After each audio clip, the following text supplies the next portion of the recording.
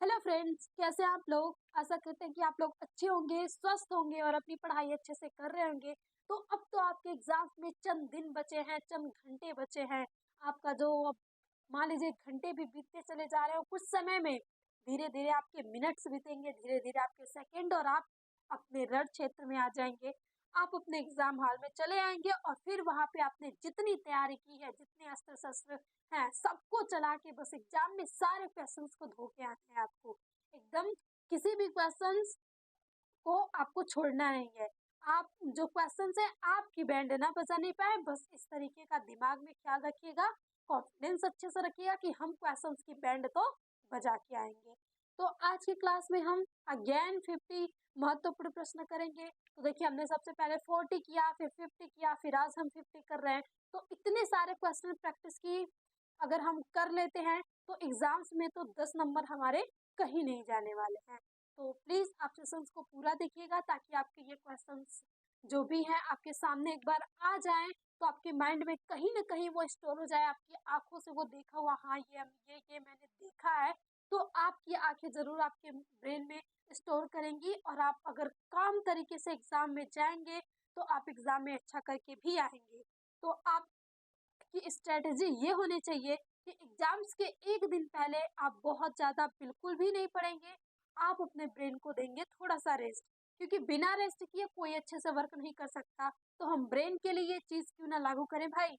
Brain के लिए तो हमें ज़रूर ही होता है करने के लिए। तो आप एग्जाम्स के पहले थोड़े बहुत पढ़ के बस रिविजन करके चले जाइएगा, और 1 घंटे पहले एग्जाम्स के तो आप बिल्कुल भी कुछ मत पढ़िएगा। बस अपने आप से, हाँ मुझे तैयार है, मैं करके आऊँगा। तो आइए हम स्टार्ट करते हैं अपना फर्स्ट क्वेश्चंस, और अपनी मंजिल्स की तरफ बढ़ते हैं कि 50 क्वेश्चंस को हम कब कंप्लीट करें। तो सबसे पहला जो क्वेश्चंस है हमारे पास कि हिंदी गद्य यानी हिंदी गद्य गोदान हिंदी गद्य की किस विधा की रचना है। यानी जो गोदान है, गोदान नाम सुन के आपके इसके लेखक का तो नाम याद ही आ गया होगा। कभी कभी आपसे विधा ना पूछ के लेखक का नाम ही पूछा जा सकता है। तो ये तो प्रेमचंद्र जी हैं, और प्रेमचंद्र जी का ये क्या है, संस्मरण है, आत्मकथा है, उपन्यास है या नाटक है। तो ये आपके पास उपन्यास है। यानी आपका पहला क्वेश्चन होता है कंप्लीट, और ये होता है गोदान आपका उपन्यास है। अब हम आ जाते हैं नेक्स्ट क्वेश्चन पे, दूसरे क्वेश्चन पे कि छायावादोत्तर युग के एकांकीकार। छायावादोत्तर युग है जो युग, अब ये युग से क्वेश्चन आ गया। तो छायावादोत्तर युग के एकांकीकार कौन से हैं। बालकृष्ण भट्ट हैं, प्रताप नारायण मिश्र हैं, डॉक्टर लक्ष्मी नारायण हैं कि अध्यापक पूर्ण सिंह हैं। तो वो है डॉक्टर लक्ष्मी नारायण, जो है वो छायावादोत्तर युग के एकांकीकार हैं। तो ये हो गया हमारा यहाँ पे दूसरा क्वेश्चन। हम मूव करते हैं तीसरे क्वेश्चन पे, और तीसरा क्वेश्चन बहुत ईजी है, ये भी युग पे है। और हमने बताया था कि आपको युग तो एकदम अच्छे से तैयार करके जाना है, कालावधि और उसके एक एक कवियों के नाम। तो आपके पास आ जाता है कि द्विवेदी युग की कालावधि है, यानी जो द्विवेदी युग है वो कब से कब तक था। तो यहाँ पे आपको बताना है। तो 1938 से 1950 तक था, 1868 से 1900 तक था, कि 1900 से 1922 था, कि 1919 से 1938 था। तो जो द्विवेदी युग है हमारा वो 1900 से 1922 तक था। तो द्विवेदी यानी दो। तो देखिए, जिसके लास्ट में आपको दो मिल जाए ना, लगा लीजिएगा कि हाँ दो मिल रहा है तो ये द्विवेदी युग है। ऐसे थोड़ा बहुत तुक्के लगाने हैं, तो तुक्के लगाने के लिए हमें कुछ अच्छे तरीके अपनाने होते हैं। अब ये मत कि हाँ भगवान जी का नाम लिया, पेन जहाँ रखे वो कर लिए। वो तो सही है, हमारे भगवान पे आस्था है, लेकिन भगवान भी आपको कर्म के अनुसार फल देते हैं। अगर आप मेहनत करके गए हैं और फिर भगवान का नाम लेके आप टिक लगाएंगे तो वो सही होगा। और बिना मेहनत किए करेंगे तो भाई भगवान जी भी आपको ऐसे ही रिजल्ट देने वाले नहीं है। तो चौथा क्वेश्चन है, बहुत ही महत्वपूर्ण है कि दीपदान नामक रचना है। जो दीपदान है अक्सर करके ये इम्पोर्टेंट है आपसे, अभी जैसे कि यूपी पुलिस सारे एग्जाम्स होते हैं ना, तो उसमें भी आपसे ये रचनाएं करके पूछी जाती हैं।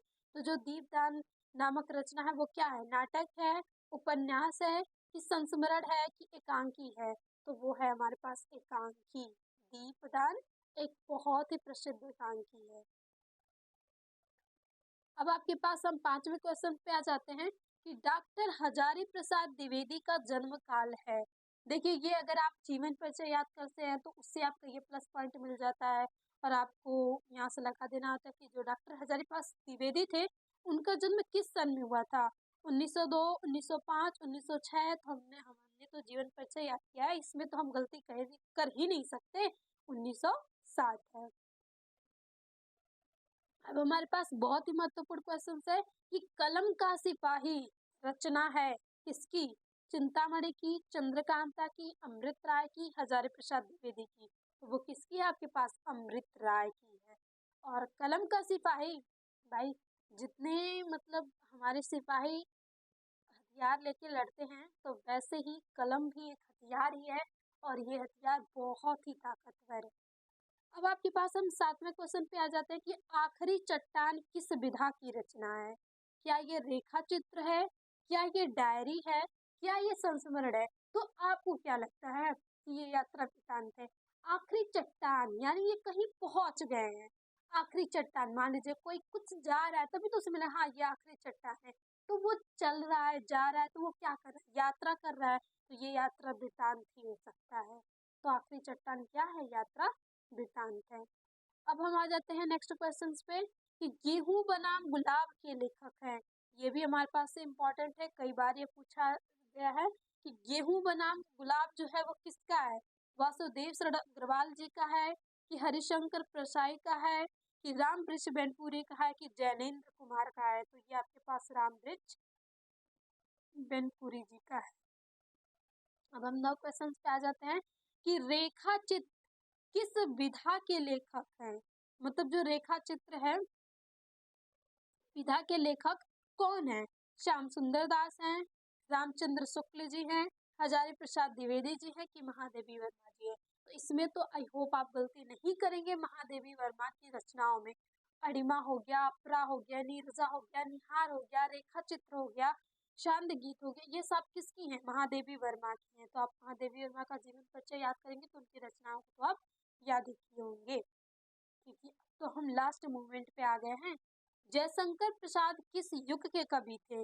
ये बहुत इंपॉर्टेंट है, आपसे कभी ये नाम लिखने के लिए भी दे सकता है, और यहाँ पे तो ऑप्शन है। तो जयशंकर प्रसाद देखिए, हमें अक्सर करके बच्चे पढ़ के जाते हैं छायावादी युग के कवि हैं, और वो अच्छे से क्लास नहीं किए हैं, और उन्हें हिंदी गद्य मतलब जो भी साहित्य है वो अच्छे से नहीं पढ़े हैं, तो वो कहेंगे OMG ये क्वेश्चन तो गलत है, एग्जामिनर ने ये पेपर ही गलत है, ये क्वेश्चन से गलत बनाया है, इसमें कहीं छायावादी युग तो है नहीं, हमने तो बहुत अच्छे से पढ़ा था छायावादी युग। तो थोड़ा सा यहाँ पे देखना होगा कि छायावादी युग को हम शुक्ल युग कहते हैं, और जो छायावादोत्तर युग है उसको हम शुक्लोत्तर युग कहते हैं। तो अगर आपको पहले से पता था तो बहुत बहुत आपको मतलब बधाई कि हाँ आपको पता है। जिसको नहीं पता है वो आज आज अगर इस सेशन को देख रहे हैं तो वो जान लेंगे, यानी यहाँ से आप लगा लेंगे शुक्ल युग। तो यहाँ पे होते हैं हमारे पूरे 10 क्वेश्चंस कंप्लीट। और इस क्वेश्चंस देखिए आपको रटना भी नहीं है, ये नहीं कि हाँ ये सारे क्वेश्चंस हम रट जाएंगे। आप एक बार बस साथ साथ प्रैक्टिस करते भी रहेंगे ना, तब भी आप क्वेश्चंस पेपर में आएंगे तो आप उन्हें कर सकते हैं, क्योंकि ये ऑप्शनल है।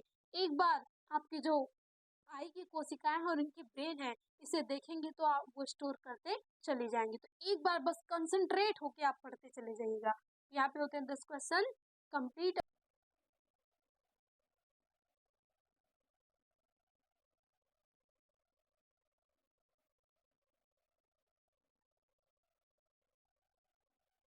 तो अब हम आ जाते हैं अपने 11वें क्वेश्चन पे। 10 क्वेश्चन कंप्लीट करने के बाद तो 11 क्वेश्चन हम देखते हैं क्या है। तो कामायनी की रचना विधा क्या है, यानी जो कहानी है वो क्या है? खंड काव्य है, नाटक है, उपन्यास है, कि महाकाव्य है? तो कामायनी एक महाकाव्य है, और आपको पता होगा कामायनी किसकी है। तो ये बहुत ही महत्वपूर्ण लेखक, बहुत ही प्रसिद्ध लेखक जयशंकर प्रसाद जी की है कामायनी, और ये एक महाकाव्य है। अब हम 12वें क्वेश्चन पे आते हैं कि किस युग की रचनाओं में मार्क्सवादी प्रभाव पाया जाता है? अब ये जो मार्क्सवादी प्रभाव है वो किस युग की रचनाओं में पाया जाता है? द्विवेदी युग, शुक्ल युग, शुक्लोत्तर युग, या भारतेंदु युग? तो फिर यहाँ से देखिए वही छायावादी और छायावादोत्तर युग का दूसरा नाम आपके पास आ गया, यानी शुक्लोत्तर युग। और आपको शुक्लियोत्तर नहीं दिया रहेगा तो छायावादोत्तर दिया होगा। तो ये आपके पास तीसरा ऑप्शन इसका सही हो गया। अब हम आ जाते हैं 13वें क्वेश्चन पे कि यशपाल किस युग के लेखक थे। जो यशपाल थे वो किस युग के लेखक थे? छायावादोत्तर युग, द्विवेदी युग, भारतेंदु युग कि छायावादी युग। ये किस युग के थे? तो ये छायावादोत्तर युग के थे। तो देखिए आपको यहाँ पे भी शुक्लोत्तर दे सकता है, लेकिन यहाँ पे छायावादी दिया है तो आप छायावादोत्तर लगा लेंगे। अब हम 14वें क्वेश्चन पे आ जाते हैं कि अज्ञेय का जन्म स्थान है। देखिए अज्ञेय जो है ये आपके बुक में इनके हैं नाम, तो आपसे पूछा जा सकता है कि इनका जन्म कब हुआ था और कहाँ पे हुआ था। तो कोई भी आपकी बुक में जो भी जितने भी लेखक राइटर हैं थोड़ा सा उनके बारे में आपको सबको ऐसे पढ़ लेना है कि उनका जन्म काल और उनका जन्म स्थान क्या है, ये क्वेश्चन किए जाते हैं। तो क्या देवबंद में हुआ था, बलिया में हुआ था, वाराणसी में हुआ था कि करतारपुर जालंधर में हुआ था? तो अज्ञेय जी का जो जन्म था वो करतारपुर जालंधर में हुआ था। और इनका पूरा नाम क्या है? सच्चिदानंद वात्स्यानंद हीरानंद अज्ञेय। तो हम शॉर्ट फॉर्म में इनको क्या बोलते हैं? अज्ञेय बोलते हैं। अब हम 15वां क्वेश्चन देखते हैं कि खड़ी बोली गद्य की प्रथम रचना है। यानी जो खड़ी बोली गद्य की प्रथम रचना कौन है? परीक्षा गुरु है, इंदुमती है, गोरा बादल की कथा है कि ना सीखे तो पख्यान है? तो वो है गोरा बादल की कथा। ये खड़ी बोली की सर्वप्रथम रचना है। अब हम 16वें क्वेश्चन पे आ जाते हैं कि हिंदी का प्रथम नाटक है। देखिए ये प्रथम नाटक, प्रथम अ, ये कहानी, ये सब भी क्वेश्चंस आते हैं तो इनको आपको तैयार रखना। जैसे प्रथम कहानी अगर लिया जाए तो वो इंदुमती है। और यहाँ से तो अब आपसे पूछा जा रहा है कि नाटक कौन है? तो सती प्रताप, कामना, नल दमयंती, तो नहुस। यहाँ से आप याद रख सकते हैं नहुस है, नग यानी जो नहुस है वो गोस्वामी से द्वारा लिखा गया था ये, और ये नहुस प्रथम नाटक हो जाता है आपके पास। अब ये है चंद्रकांता उपन्यास के लेखक हैं। जो चंद्रकांता उपन्यास के लेखक कौन से हैं? और चंद्रकांता एक सीरियल भी है, बहुत लोग जैसे देखे भी होंगे, नहीं देखे भी होंगे। तो बहुत ही पहले, मान लीजिए इस समय तो नहीं लेकिन कुछ साल पीछे चले जाना तो चंद्रकांता जो सीरियल था बहुत ही ट्रेंड में था। सभी चंद्रकांता चंद्रकांता ऐसे बोलते थे। तो आखिर इसको लिखा किसने था? जयशंकर प्रसाद जी ने, प्रेमचंद्र जी ने कि धर्मवीर भारती ने कि देवकी नंदन खत्री ने? तो जो देवकी नंदन खत्री थे उन्होंने ही चंद्रकांता को लिखा था उपन्यास के रूप में। अब आपके पास नेक्स्ट क्वेश्चन आ जाता है कि प्रेमचंद्र के बाद के मनोवैज्ञानिक उपन्यासकार हैं। यानी जो प्रेमचंद्र जी थे वो मनोवैज्ञानिक उपन्यासकार थे, लेकिन अब आपसे पूछा जा रहा है ना यहाँ से कि उनके बाद कौन थे? जैनेन्द्र कुमार, बालकृष्ण भट्ट, वृंदावन लाल शर्मा कि भगवती चरण वर्मा? कौन थे? तो वो थे प्रेम कुमार। ये भी मनोवैज्ञानिक उपन्यासकार थे, यानी साइकोलॉजिकल तरीके से इनके उपन्यास में दिखती थी चीजें। अब आपके पास आ गया है, ये बहुत इंपॉर्टेंट है, कई बार ये पूछा गया है कि मैला आंचल उपन्यास के लेखक हैं। जो मैला आंचल है वो उपन्यास किसने लिखा है? इला चंद्र जोशी ने, नागार्जुन ने, फणीश्वरनाथ रेणु ने कि किशोरी लाल गोस्वामी ने? तो वो लिखा है फणीश्वरनाथ रेणु जी ने। और इसमें आपको आपके सिलेबस में पंचलाइट जो कहानी है उसको भी लिखे थे फणीश्वरनाथ रेणु। और एक कहानी तो आपको तैयार करके ही जाना है, और क्यों ना हम आसान सी है पंचलाइट उसे ही तैयार कर ले। वैसे तो सभी अच्छी हैं लेकिन पंचलाइट ये है कि वो थोड़े और इजी तरीके से हमें याद हो जाती है।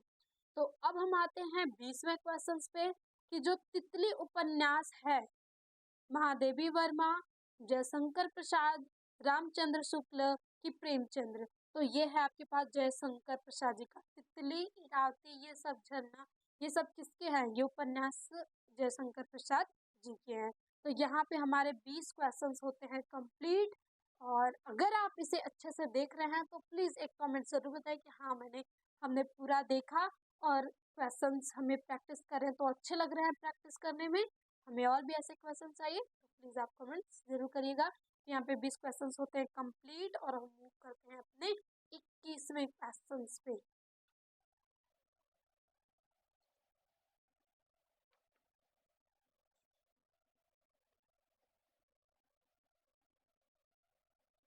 अब अब यहाँ से हमारा 21वां क्वेश्चन है, खुमार रासों के रचनाकार हैं। ये भी आप यहाँ से VVI लगा लो, क्योंकि ये एक ही बार ना बहुत चांसेस होते हैं इसके पूछने के। जो खुमार रासों के रचनाकार कौन से हैं?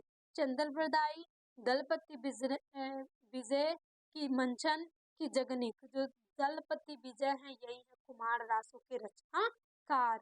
और ये आपसे मान लीजिए आपके सिलेबस में तो पूछेगी, अगर आप किसी चीज गवर्नमेंट की तैयारी कर रहे हैं एग्जाम्स की, तो वहां पे भी आपको ये देखने को मिल जाता है, क्योंकि ये बहुत ही महत्वपूर्ण है। अब आपके पास मैथिली शरण गुप्त की रचना है, यानी इन 4 ऑप्शन में से कौन सी रचना को मैथिली शरण गुप्त जी ने लिखा है? लोकायतन, परिमल, परिवर्तन, भारत भारती। और इनकी जो भारत भारती रचना है वो बहुत ही महत्वपूर्ण, बहुत ही प्रसिद्ध थी, क्योंकि इसी रचना से इन्हें राष्ट्र कवि की उपाधि भी मिली थी, भारत भारती से ही। अब आपको नेक्स्ट क्वेश्चन आ गया कि अष्टछाप के कवि नहीं है, यानी जो अष्टछाप बनाया गया था उसमें अष्ट कवि थे, लेकिन यहाँ से आपसे पूछा जा रहा है कि नहीं।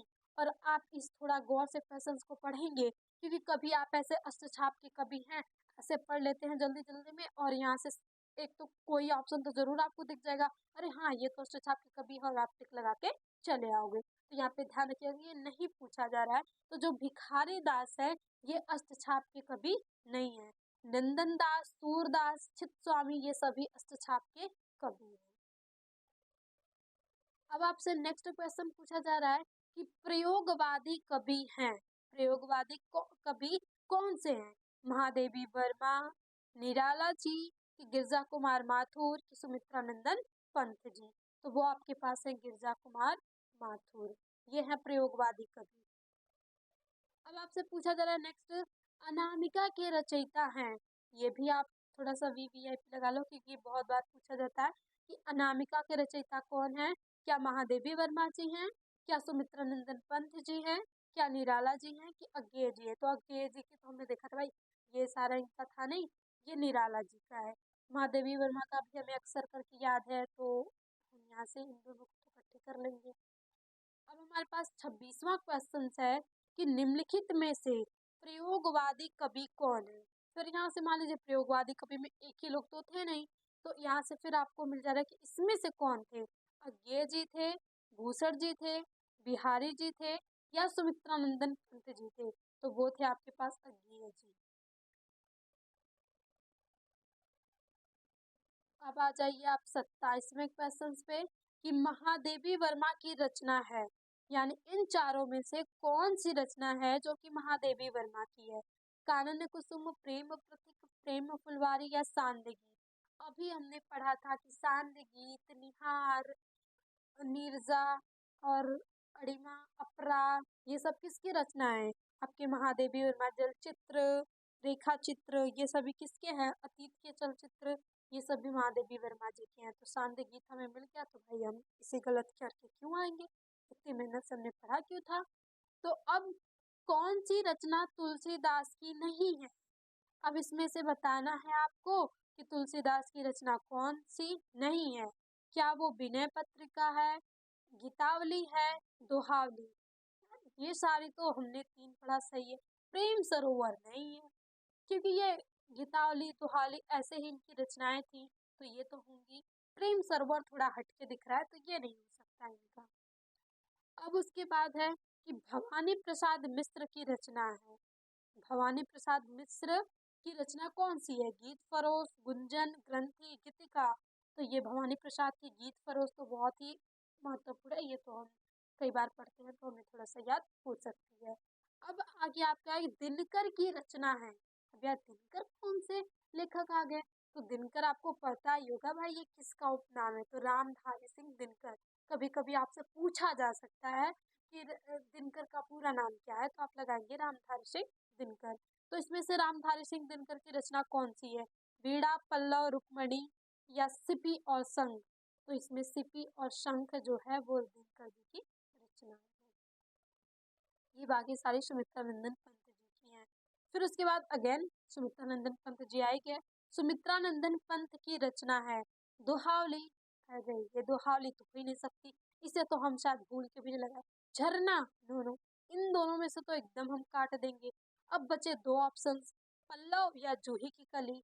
तो हम थोड़ा सा अगर सुमित्रा नंदन पंत जी का भी जीवन परिचय याद किए रहेंगे, तो जो पल्लव है, बीड़ा पल्लव, ये सब किसकी रचना है? ये सुमित्रा नंदन पंत जी की है। तो देखिए हमने 31 क्वेश्चंस कर लिए इतने ही आसान तरीके से। तो बस आपको अच्छे से पढ़ते जाना है भाई, बस आप प्रैक्टिस करो, क्वेश्चन तो बनेंगे ही बनेंगे। कभी भी अपने मतलब मोटिवेशंस को लो मत होने दीजिएगा कि हाँ हम कमजोर हैं। बस विश्वास के रचनाकार हैं। जो प्रेम तरंग है वो रचनाकार किसके हैं? तो भाई भारतेंदु हरिश्चंद्र जी के रचना ना पूछे, ऐसा तो हो नहीं सकता। तो भारतेंदु हरिश्चंद्र, अज्ञेय, नागार्जुन, खन्नानंद। तो पहला ही ऑप्शन हमें जब मिल जाता है सही, तो हम 3 ऑप्शन पढ़ने में अपना टाइम वेस्ट नहीं करते हैं। अब पहला नहीं मिलता है तब हम दूसरा पढ़ते हैं, दूसरा नहीं मिला तो तीसरा, तीसरा नहीं मिला तो चौथा। लेकिन जब पहला मिल जाता है तो भाई समय की बचत हो जाती है, क्योंकि हमें एग्जाम में समय भी तो बचाने हैं।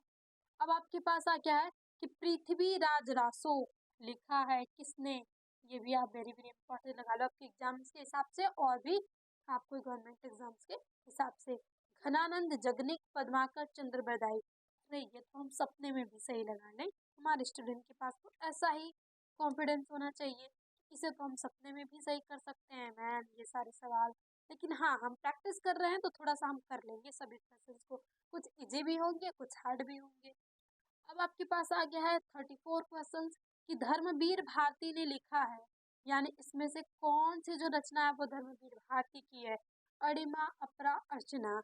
इन तीनों को पढ़ते तो हम क्या कह रहे हैं, इनको साइड रखो, ये सब भी हमारे महादेवी वर्मा जी की है। तो यानी एक ही बचा, तो वो अंधा युग किसका है? धर्मवीर भारती जी का है। अब हम आ जाते हैं अपने नेक्स्ट क्वेश्चन पे, और नेक्स्ट क्वेश्चन बहुत ही अच्छा लग रहा है। इंद्रधनुष रौदे हुए के रचनाकार है। क्या मतलब, देखिए नाम इसका इतना अच्छा लग रहा है तो इसके अंतर्गत मतलब जो होगा वो कितना अच्छा होगा। तो ये किसका है? अज्ञेय जी का ही। तो पहला ऑप्शन मिल गया, तो भाई पढ़ लेते हैं, निराला, पंत, धर्मवीर भारती। वैसे तो जरूरत है नहीं, हमें ऑप्शन सही मिल गया तो हम क्या ही टाइम वेस्ट करें।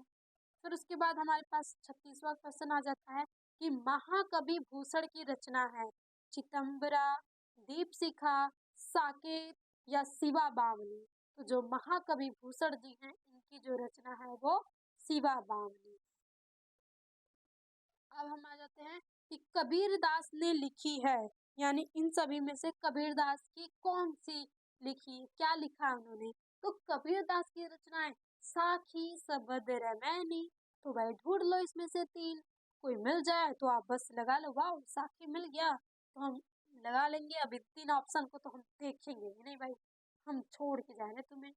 ऐसा वो कहते हैं ना कि अब हम देखेंगे भी नहीं तुम्हारी तरफ मुड़ के। तो वैसे भाई हमें जब सही मिल गया तो हम क्यों इन सब पे टाइम वेस्ट करें। अब हम आ जाते हैं अपने 38वें क्वेश्चन पे, थोड़े जोक सपाट, कि कौन सी रचना महादेवी वर्मा की नहीं है?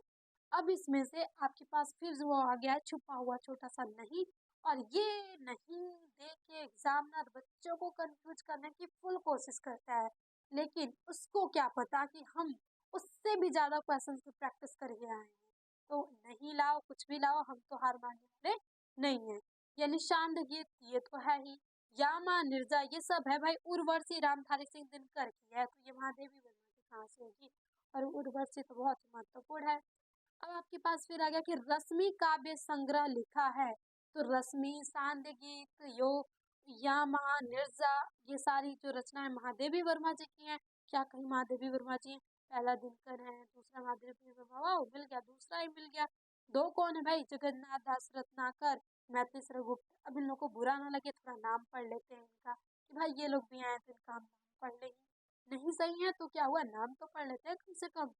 अब हम आ जाते हैं अपने नेक्स्ट क्वेश्चन पे कि महाकवि बिहारी द्वारा रचित ग्रंथ है, यानी जो महाकवि बिहारी हैं उन्होंने कितने ग्रंथ रचे थे? 1 2 3 4 6, कितने रचे थे? तो पहला 3 4 2 1, ये थोड़ा आप माइंड में याद रखिएगा कि बिहारी जी एक ही ग्रंथ की रचना किए थे। अब ये थोड़ा सा डाउट हो जाता है ना कि भाई ये महाकवि है तो ये एक तो करेंगे नहीं, तो हम अक्सर करके हम थोड़े मुंह माया में आके जो सबसे ज्यादा ऑप्शन रहता है उसी को लगा के चले आते हैं। तो कभी कभी हमारी ये आपकी लेवल भी कर जाती है गलती, तो हम थोड़ा सा इसे पढ़ के जाएंगे, क्योंकि ये जो है क्वेश्चन थोड़ा पढ़ने पे ही डिपेंड है। अब हम आ जाते हैं कि रानी केतकी की कहानी के रचनाकार हैं। ये भी आपके पास वेरी वेरी इंपॉर्टेंट होता है कि जो रानी केतकी की कहानी है उसके रचनाकार कौन है। इंसा अल्लाह खान, शदल मिश्र, लल्लू लाल, सदा सुखलाल। यहाँ पे देखिए फिर हम थोड़े कंफ्यूज हो जाते हैं। हम कहते हैं भाई रानी केतकी की कहानी, अगर हम बात करेंगे ना तो थोड़ा अगर रिलीजियस में ले तो ये थोड़े हिंदू धर्म में आ जाता है। तो हमें ऐसा लगता है ना कि अब इंसा अल्लाह खान ये तो अलग लग रहे हैं, बाकी इसमें से हम आंसर ढूंढने लग जाते हैं। तो थोड़ा सा यहाँ पे अपोजिट चीज है कि जो रानी केतकी की कहानी है वो उसको लिखा कौन था, इंसा अल्लाह खान ने लिखा था। लल्लू लाल, सदल मिश्र, सदा सुखलाल इन्होंने नहीं लिखा था। लल्लू लाल की एक रचना बहुत ही अच्छी है, ठलुआ क्लब। आपने पढ़ा होगा ठलुआ क्लब जो है वो किसके, लल्लू लाल की है। तो लल्लू लाल, क्या नाम है इनका, ल ल ल, ऐसा नाम कि जिसमें बस एक ही वर्ड यूज ही किए गए हैं। ग्रेट। तो हम आ जाते हैं अपने 42 क्वेश्चंस पे कि माधुरी पत्रिका किस युग से संबंधित है। यानी जो माधुरी पत्रिका है वो किस युग से संबंधित है। शुक्ल युग, शुक्लोत्तर युग, द्विवेदी युग की भारतेंदु युग। तो जो माधुरी पत्रिका है वो आपके पास द्विवेदी युग की है। अगेन आपके पास शुक्ल युग और शुक्लोत्तर युग आ गया। तो आप याद रखेंगे कि शुक्ल युग का जो दूसरा नाम है वो छायावादी युग है, और शुक्लोत्तर युग का जो दूसरा नाम है वो छायावादोत्तर युग है। और जब भी शुक्ल युग के कवि के नाम पूछा जाए तो वो हमारे पास कौन है, जयशंकर प्रसाद महादेवी वर्मा जी। ये दो बहुत ही महत्वपूर्ण है। तो जब भी आपसे पूछा जाएगा कि शुक्ल युग या छायावादी युग, ये दो कवियों के नाम बताओ, तो आप महादेवी वर्मा, जयशंकर प्रसाद, ये सारे नाम लिख सकते हैं। द्विवेदी में कौन है, महावीर प्रसाद द्विवेदी जी हैं, बहुत ही महत्वपूर्ण, जिनके नाम पे ही पड़ा था द्विवेदी युग। तो अब हमारे 42 क्वेश्चंस हो गए हैं। अब हम देखेंगे इसके आगे नेक्स्ट क्वेश्चंस हमारा क्या है।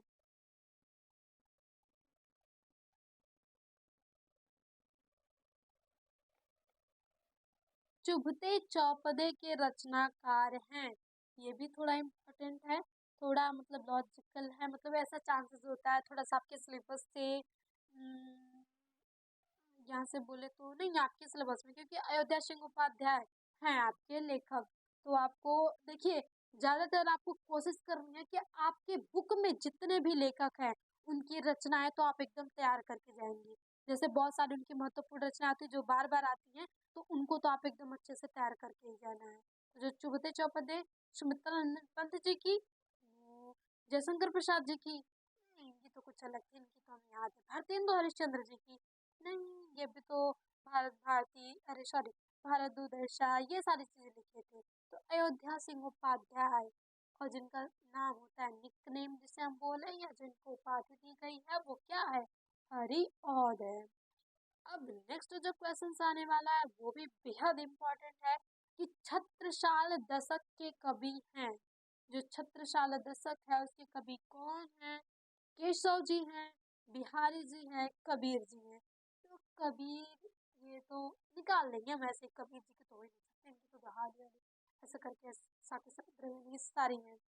केशव जी की, केशव इनकी भी नहीं हो सकती। बिहारी जी की, अरे इन्होंने तो एक ही ग्रंथ लिखा था बिहारी सत से, इनकी एक रचना थी। यानी जो हमारे भूषण जी हैं उन्हीं की है छत्रसाल दशक। और ये भी थोड़ा वीवीआईपी है, इसे आप भी थोड़ा माइंड में स्टोर करके रख लीजिएगा। अब हमारे पास नेक्स्ट 45 क्वेश्चन आ जाता है कि परशुराम की प्रतीक्षा के रचनाकार कौन है। और ये बहुत इम्पोर्टेंट है कि परशुराम जी की प्रतिरक्षा, जिसके बारे में, और परशुराम जी का तो नाम सुन के ही भाई सभी लोग उस टाइम के कांप जाते थे। थोड़े इनका जो दिमाग था कुछ गर्म ही बहुत ज्यादा था। तो ये भगवान का दर्जा दिया गया, भाई परशुराम दिया गया, तो वो अपने समय के बहुत ही अच्छे थे। अब लिखा क्या है आपके पास, मैथिलीश्वर गुप्त जी, जयशंकर प्रसाद जी, रामधारी सिंह दिनकर जी की महादेवी वर्मा जी। तो देखिए ये थोड़ा जो चरित्र वर्णन है ना किसी किसी का, जैसे परशुराम हो गया, रामधारी सिंह दिनकर ने कर्ण उन सबका, तो ये सब रामधारी सिंह दिनकर जी का ही था। ये पीछे मतलब हमारे जो भी मतलब हमारे रिलीजियस मतलब हमारे धार्मिक चीजें हैं जैसे कर्ण के बारे में भी इन्होंने रश्मि रथी में इतने अच्छे से वर्णन किया था। और अगर आप हमारी राय पूछे ना, तो कर्ण से बेहतर किरदार और किसी का नहीं है, ऐसा ही तो लगता है। कृष्णा जी ने खुद कहा, जो कर्ण है ना, उनके जो किरदार हैं वो बहुत ही अलग हैं, अगर हम डिफाइन करें तो। अब आपके पास लिखा गया है 46 क्वेश्चंस, गंगावतरण की रचना करने वाले कवि हैं।